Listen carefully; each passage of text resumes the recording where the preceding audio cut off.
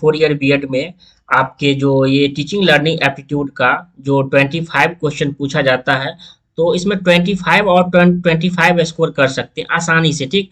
तो आपको देखना है कि यह हमारा जो क्वेश्चन है, यह हमारा 2023 का क्वेश्चन है, ठीक। यानी पिछले साल का जो पेपर हुआ था, तो 2023 का यह पेपर होने वाला है, और बिहार 4 ईयर का, ठीक।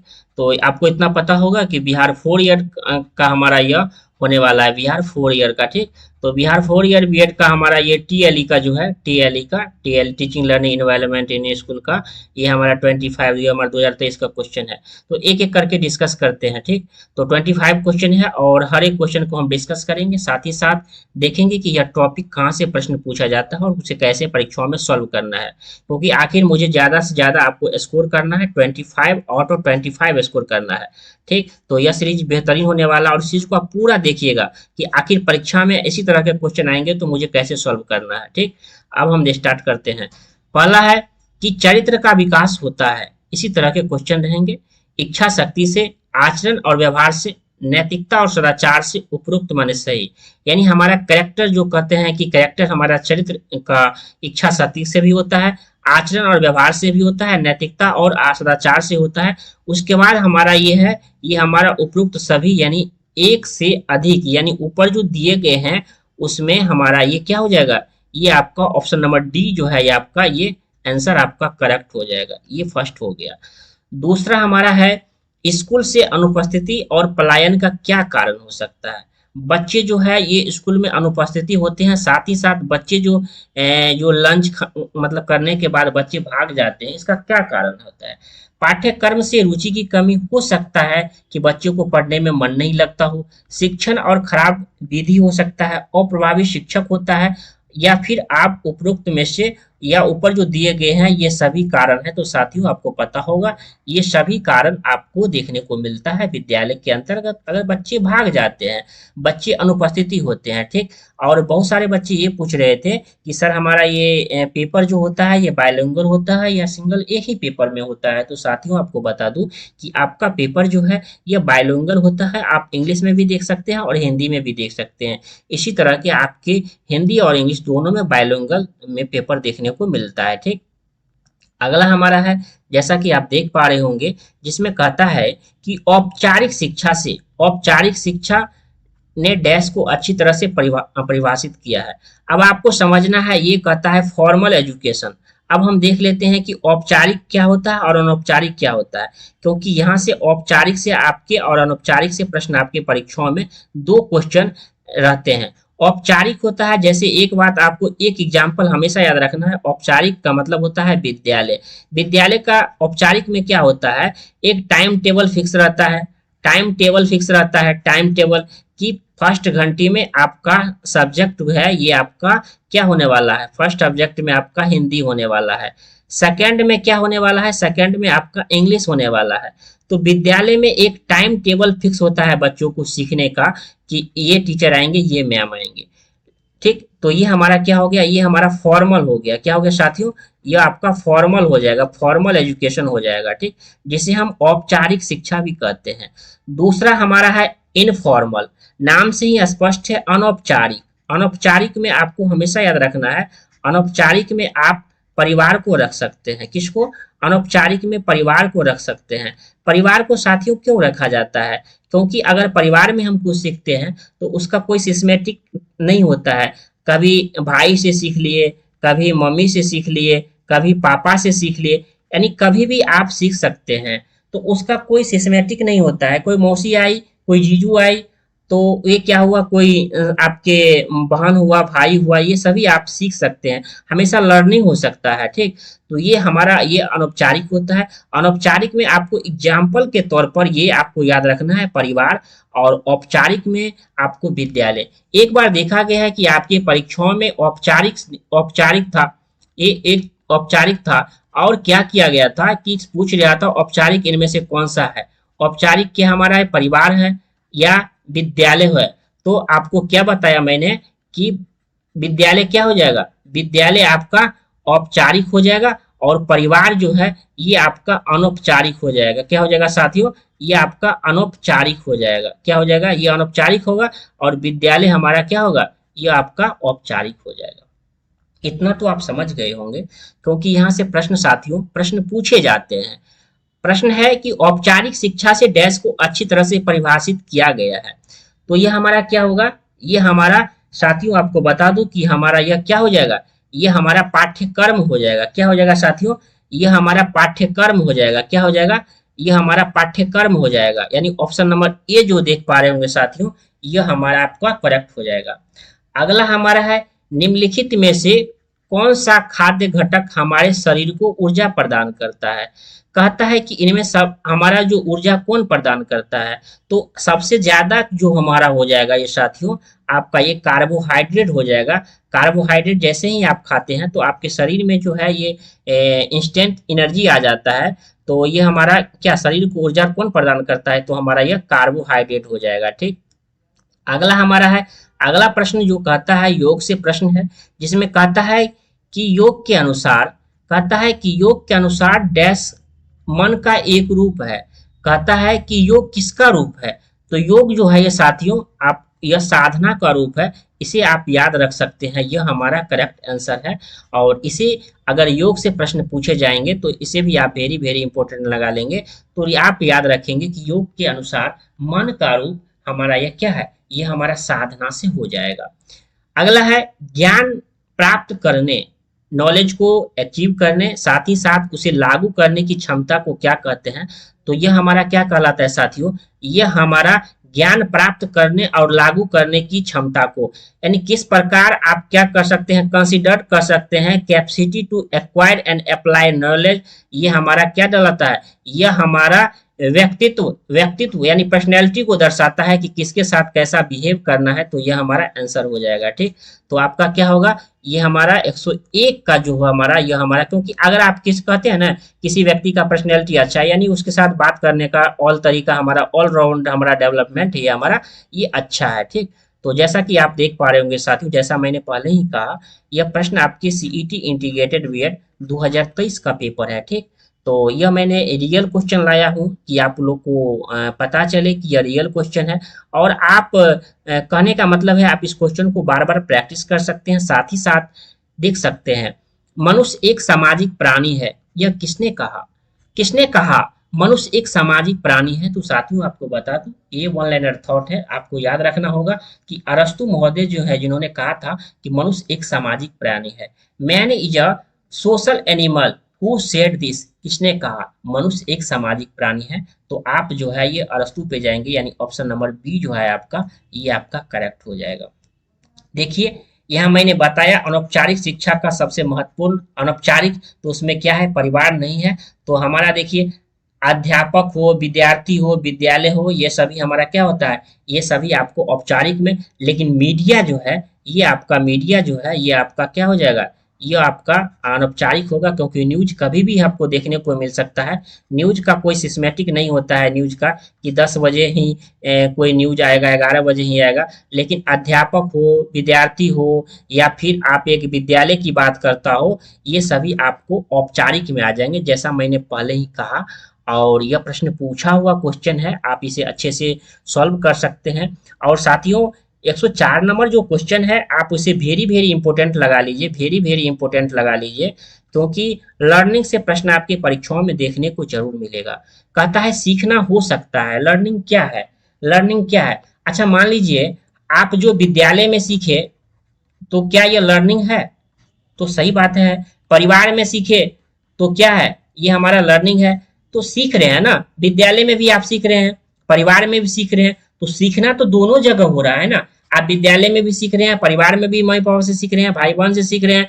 तो कहने का मतलब ये अनौपचारिक और औपचारिक दोनों है, जैसा मैंने शुरू में ही कहा कि आप इसे वेरी वेरी इंपॉर्टेंट लगा लीजिए। और वो हमारा ए और बी जो है ये हमारा दोनों हो जाएगा साथियों। तो दोनों क्यों हो जाएगा, क्योंकि मैंने बताया कि आप विद्यालय में भी सीखते हैं, परिवार में भी सीखते हैं, दोनों जगह सीखते हैं। तो लर्निंग हमारा सीखने की प्रक्रिया है, यह दोनों जगह हो जाएगा। अगला है शिक्षा तब सार्थक होगी जब यह केंद्रित होगा। कहता है शिक्षक, शिक्षा हमारा जो एजुकेशन होता है कब अच्छा हम मानेंगे कि नहीं ये बेस्ट है, कब सार्थक हम उसको मानेंगे, तो हम कब मानेंगे, जब यह किसके केंद्रित होगा, यह जब स्टूडेंट सेंटर होगा, आपको मैं इसका ट्रिक भी बता देता हूँ। जब भी कोई भी प्रश्न में जब केंद्रित की बात हो तो चाइल्ड सेंटर पे जाना है। किस पे? चाइल्ड सेंटर एजुकेशन पे, क्योंकि हमारा न्यू एजुकेशन पॉलिसी हो या फिर आरटीई हो, सब कहता है कि बच्चे को अनुसार, यानी आप जो है ये बच्चे को सेंटर मानिए, बच्चा है, आपको आपको बच्चों के अनुसार, बच्चों के अनुसार आपको बदलना है। ऐसा नहीं है कि बच्चे को बदलना है, ठीक, आपको बदलना है। अगर आप टीचर हैं तो आपको बदलना पड़ेगा। बच्चे अगर अभी नहीं समझ रहे हैं तो बच्चे को कैसे समझाना है, उसका अलग तरीका आपको ढूंढना पड़ेगा। यानी बच्चा सेंटर में है, आप अपने आप को बदलिए और बच्चे को समझाने की कोशिश कीजिए। तो शिक्षा तभी ही सार्थक होगी जब बच्चा सेंटर पे रहेगा और टीचर को उसके अनुसार बदलना पड़ेगा। और जैसे अगर टीचर बच्चे को अभी पढ़ने का मन नहीं है तो टीचर उसे बाद में पढ़ाएंगे और अच्छे से समझाएंगे। साथ ही साथ अलग हमारा टीएलई का यूज करेंगे, टीएलएम का, ठीक। अगला है धीमा सीखने के लिए क्या उपयुक्त है। धीमा सीखने के लिए तो हमारा ये रट कर सीखना या किसी क्रिया को यांत्रिक दोबारा रोल प्लेइंग। तो रचनात्मक लेखन पर जैसे ही बच्चे को हमारा क्रिएटिव राइटिंग देंगे तो हमारा इस पे के लिए उपयुक्त होता है। कक्षा में पाठ्य पुस्तकों का क्या उपयोग होता है। कक्षा में पाठ्य पुस्तक का उपयोग क्यों किया जाता है? सीखने के उद्देश्य की प्राप्ति में। जो सिखाया गया उसकी सीमितता, उसकी लिमिटनेस को कभी नहीं हो सकता है।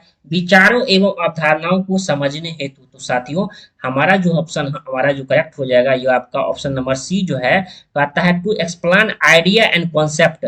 यानी ऑप्शन नंबर सी जो है आपका करेक्ट हो जाएगा। आपका आंसर क्या हो जाएगा साथियों? आपका सी हो जाएगा।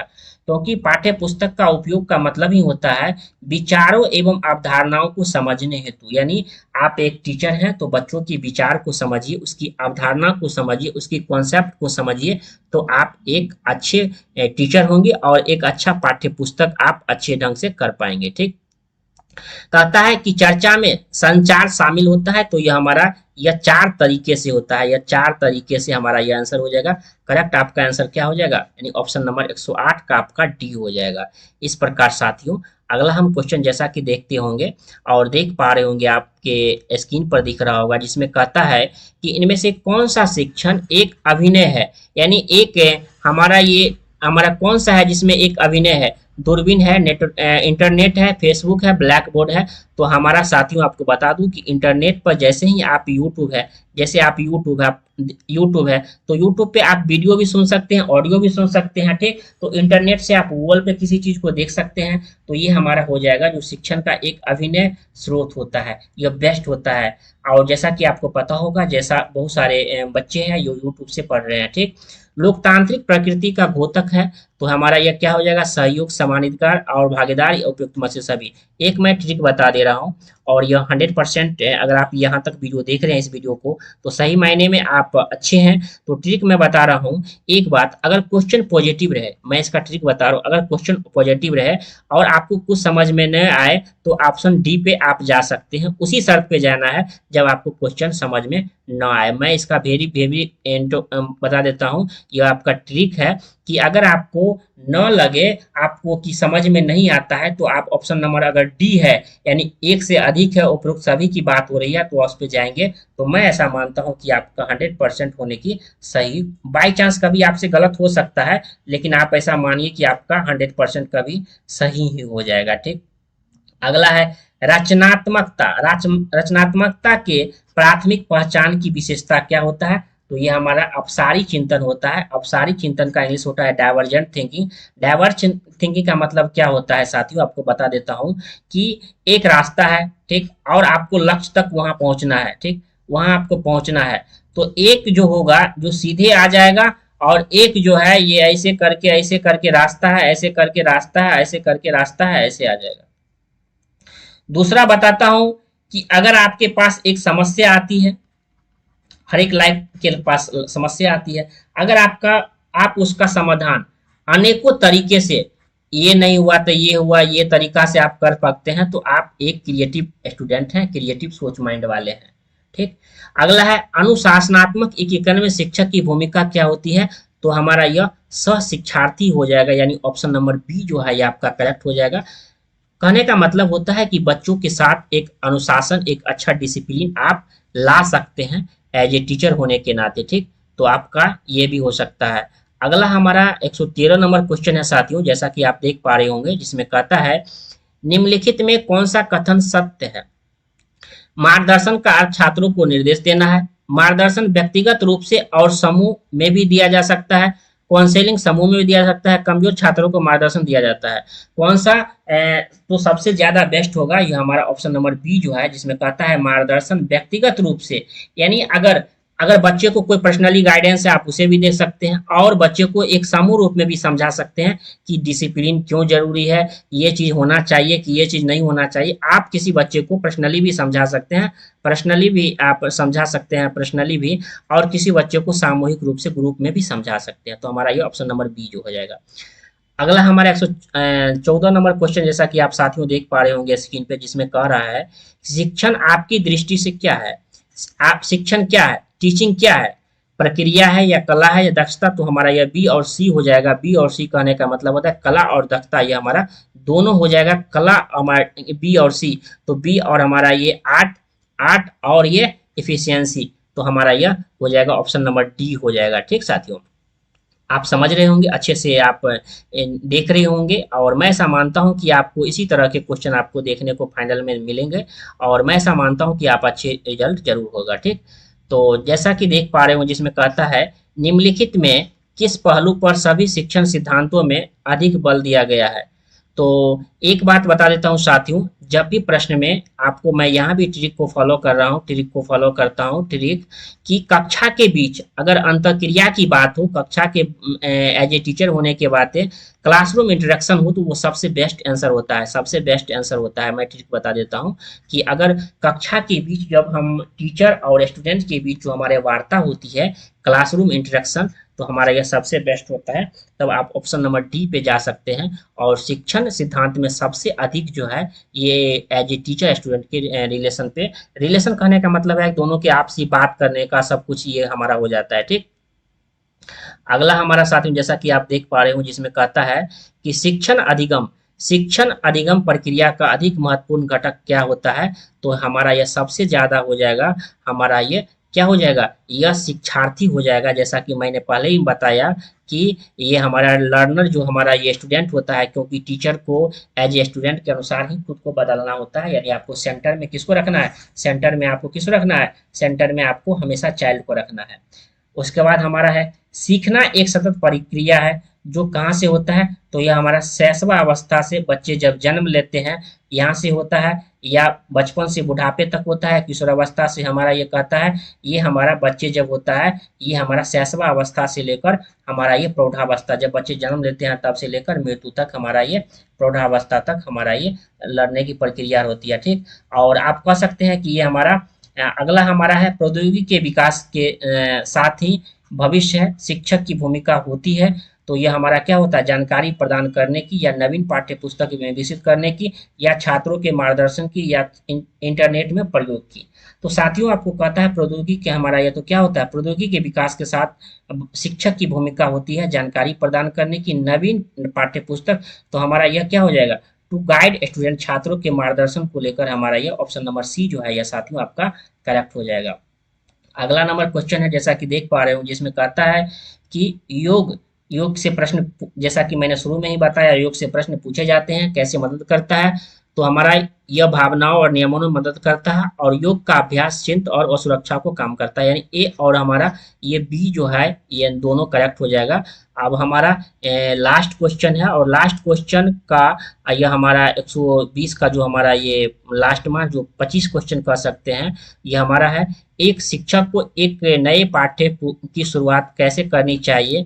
तो एक कथा वाचन के माध्यम से, या एक कविता पाठ के माध्यम से, या एक चित्र प्रदर्शित करके। तो हमारा ये ऑप्शन नंबर सी जो है होगा यह सही होगा, क्योंकि एक चित्र को प्रदर्शित करके जैसे ही बच्चे को पढ़ाते हैं, तो उसके थॉट डिसिप्ले इन पिक्चर, जैसे अगर आप ही कोई मूवी देखते हैं, ठीक, तो मूवी देखते हैं तो बच्चों के दिमाग में आ जाता है अच्छा ये पिक्चर, तो बच्चे जो है अच्छे से समझते हैं। ठीक, तो एक चित्र को एक्सप्लेन करके आप समझाएंगे तो सही मायने में अच्छा होगा। एक बात और साथियों, अगर आप इसकी तैयारी कर रहे हैं, इसकी संपूर्ण तैयारी करना चाहते हैं, तो टीचिंग ओरिएंटेड ऐप को डाउनलोड कर लीजिए, जो कि डिस्क्रिप्शन में है, या फिर आप व्हाट्सएप नंबर लिख सकते हैं, व्हाट्सएप व्हाट्सएप नंबर लिख सकते हैं, वहाँ आप नोट्स भी है और क्लास भी चल रहे हैं, तो आप 8340182235 पे आप मैसेज कर सकते हैं और संपूर्ण नोट्स आप ले सकते हैं। बेहतरीन है, आप इसकी तैयारी कर सकते हैं और ऐप का लिंक भी डिस्क्रिप्शन में दिया गया है। ठीक, अच्छे से तैयारी करते हैं और खुश रहिए। धन्यवाद।